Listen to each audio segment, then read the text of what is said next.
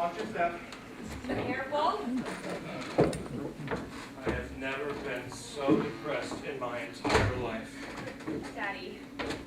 I'd commit suicide, but nobody would notice. What happened after I fell into the pit? Dare I ask? Well, for a minute after you hit the ground, there was complete silence. And then the audience burst into applause. They thought it was part of the show. Then Mother and I started shouting for a doctor, and our man rushed down the aisle, and we asked him what kind of doctor he was. He was a veterinarian. That's kind of big laugh. And then the ambulance arrived, Then the police arrived.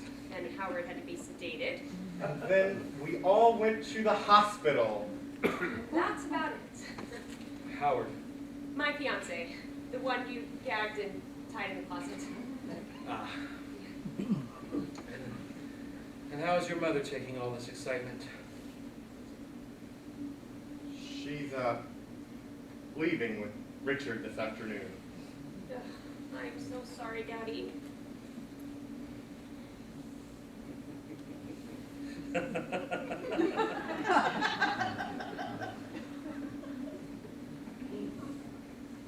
Why does the word straitjacket come to mind? Daddy, what's wrong? Can you imagine the look on Capra's face when I made my entrance as Cyrano? He came all the way from New York for that. He must have thought we were out of our minds.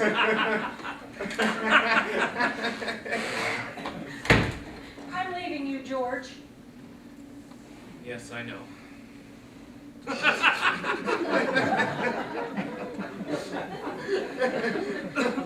Wait, Charlotte, wait, just, I have to talk to you. There's nothing to talk about. Oh, sure there is, please. Just 5 minutes. Come on, let's go. Don't touch me. Sorry. Mother, don't hurt him. He has stitches.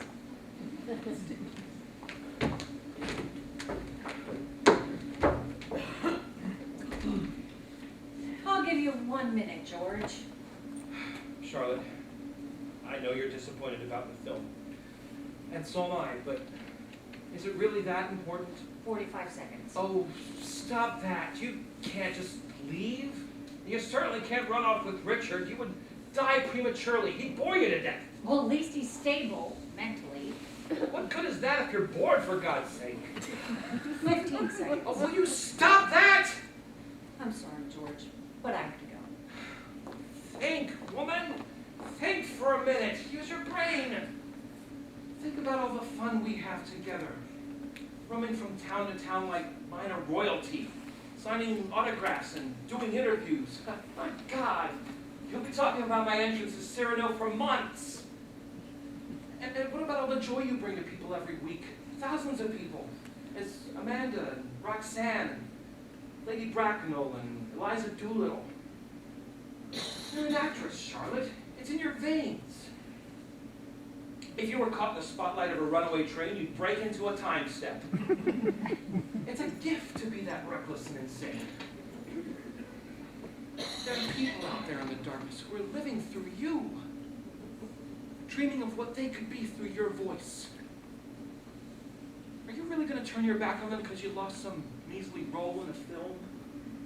You give me a pain, George. I know I do. I'm sorry, I can't help it. I do love you, Charlotte. I haven't the faintest idea why. The thought of living without you terrifies me.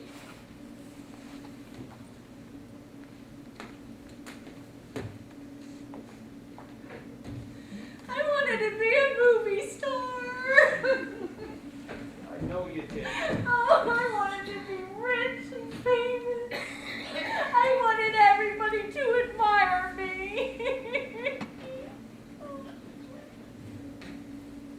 I admire you. George, we were so close. We almost made it after all these years. There will be other movies. No, there won't. That was our last chance, and you know it. Right. Maybe we're not meant to be movie stars. Isn't it good to know our limitations? No. I hate it.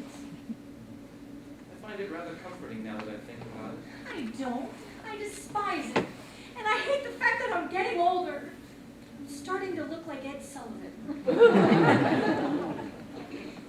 as beautiful now as the day you met. No, I take it back. More beautiful. You have glaucoma. Cataracts.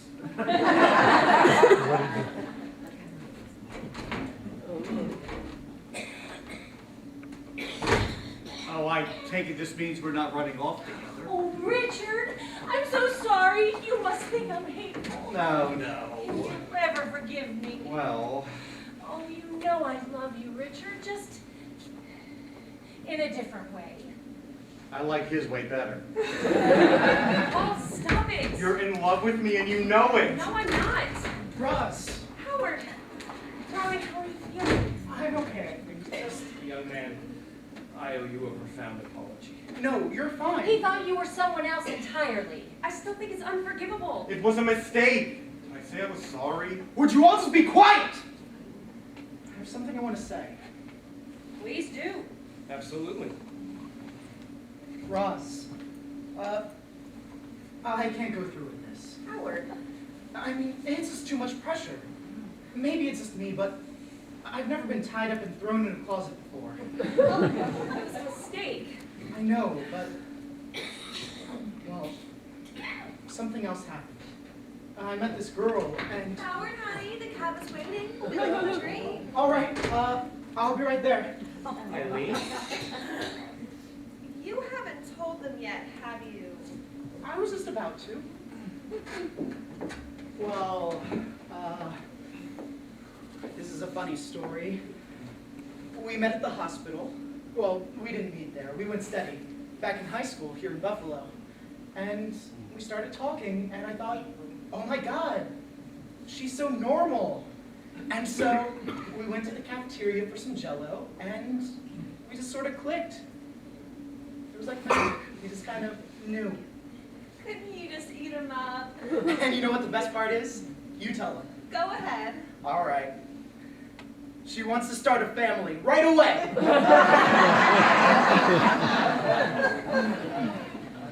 What a good idea. George? No, listen. Just listen a moment. Children. My children. Eileen. Horace. Howard. Speaking for Mrs. Hay and myself, perhaps you would do us the honor of making us the godparents of your firstborn. And remember, the first one always comes early. Would. So would I. Oh, gosh, look at the time. We gotta get going. Bye. Bye-bye. Bye. I'm so sorry. Don't worry about it. Have a safe trip. Oh, don't worry, we will. There's a low pressure area over the whole Northeast, so we should be seeing sunny skies the whole way through.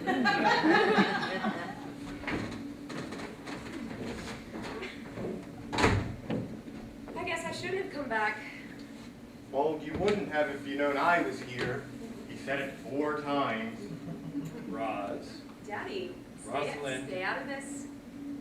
I told you last week on the phone that Paul was here. Did you? I must have forgotten. You forgot. Yeah, I forgot. Hey, come here. No, Paul. I think our first play together should be Much Ado About Nothing. And she stoops to conquer, Stay and away. the arms of the man. Put me down. Paul. Oh, George. I find this terribly revolting.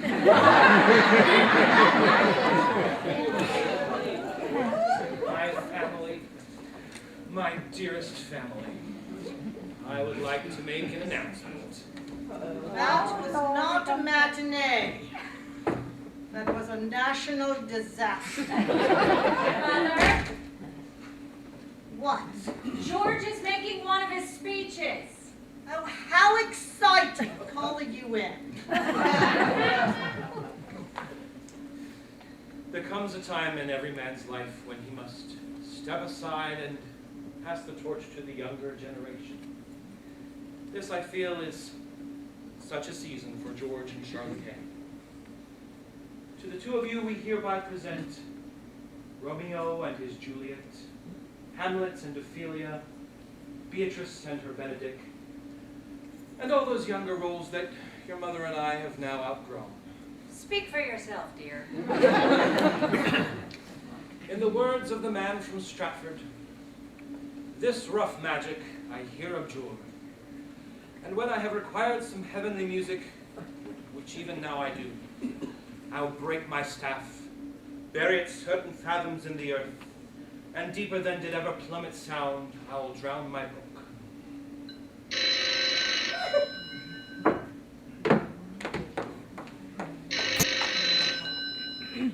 Green room, hams to go.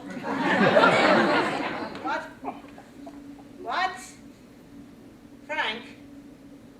Frank who?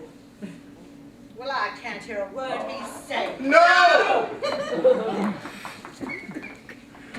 Hello? Yes, it is. Well, how do you do? Yes, yes, he is.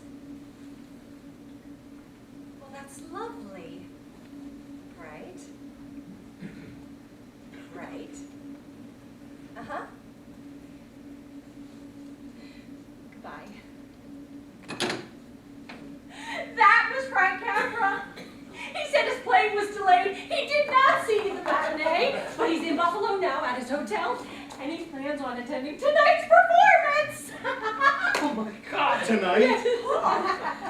I hate to ask you this, but which play are you doing? Private Lives.